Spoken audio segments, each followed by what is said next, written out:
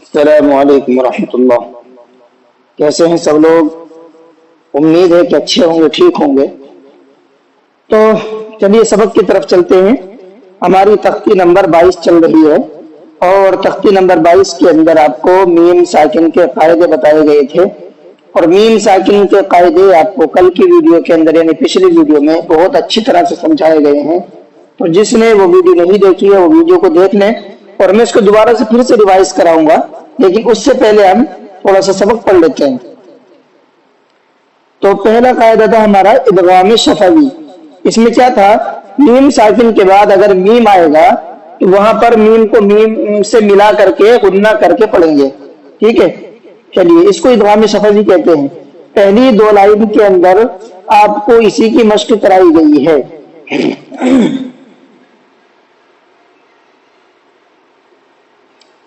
ان پہلی دو لائن کے اندر آپ کی اسی کی مشق ہے۔ تو چلیے اس کو پڑھ لیتے ہیں۔ حمزہ زیر ای، لام یا زبر لی، الی، کاف میم پیش کم۔ دیکھیے کاف کے بعد ایک میم ہے اور اس کی میم کے بعد پھر میم آ گیا، تو کیا کریں گے؟ میم کو میم سے ملا کر کے غنہ کریں گے۔ آپ کاف میم پیش کم، الیکم، میم را پیش مر، الیکم مر، سین زبر سا، لام و پیش لو، الیکم مرسلو، نون زبر نا، الیکم مرسلون۔ آیت الیکم مرسلون، یا وقف کہہ لیجیے، وقف۔ تو آپ یہاں پہ کیا کریں گے؟ جزم کر کے اس کو ساکن کر دیں گے۔ آگے دیکھیں، لام زبر لا، حامیم پیش ہم، لہم، میم الف زبر ما، لہم ما، یا زبریہ، شین الف مد زبر شا، یشا، یہاں پر مد متصل ہوگا کیونکہ حروف مدہ کے بعد میں حمزہ آ گیا اور اسی ورڈ کے اندر ہے، اسی کلیمے کے اندر ہے، اس لیے اس کو 3 سے 5 الف کی برابر کھینچ کر کے پڑھنا ہے۔ حمزہ ہوا پیش او، لہم ما یشاء، یا میم کے بعد میم ہے تو میم کو میم سے ملا کر کے غنہ کر کے پڑھیں گے۔ نون زبرنا، لہم ما یشاءون، وقف، لہم ما یشاءون۔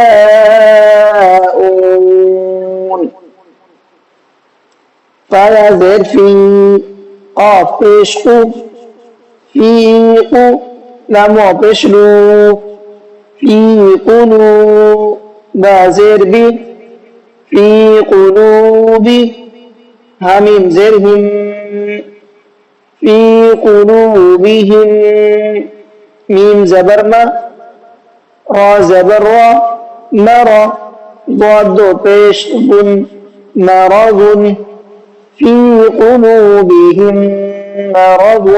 اب اس کے اندر قاعدے سمجھ لیتے ہیں۔ یا حروف مدہ کا قاعدہ ہے، یا ساکن سے پہلے زیر ہے، اور یہاں دوسرا قاعدہ ہے میم ساکن کے بعد میم آ گیا تو میم کو میم سے ملا کر کے غنہ کر کے پڑھیں گے۔ فا زبر فا، حامیم پیش ہم، فہم، میم عین پیش مع، فہم مع، را زید وی، فہم مولی، ضاد واو پیش ذو، فہم معرضو، نون زبرنا، فہم معرضون۔ آیت یا وقف، فہم معرضون۔ جی اس کے اندر قاعدے سمجھ لیتے ہیں۔ یا میم ساکن کے بعد میم ہے تو غنہ ہوگا، میم کو میم سے ملا کر کے غنہ کر کے پڑھیں گے۔ یا واو مدہ کا قاعدہ ہے، واو ساکن سے پہلے پیش ہے، اس لیے اس کو تھوڑا کھینچ کر کے پڑھیں گے، اور یہاں پر جو ہے وقف ہے تو نون پر جزم لگا کر کے سانس توڑیں گے۔ چلیے یہ آپ کو قاعدے بتائے گئے، یہ صرف پہلے قاعدے کا سبق تھا، آپ کا ادغام شفوی کا سبق تھا۔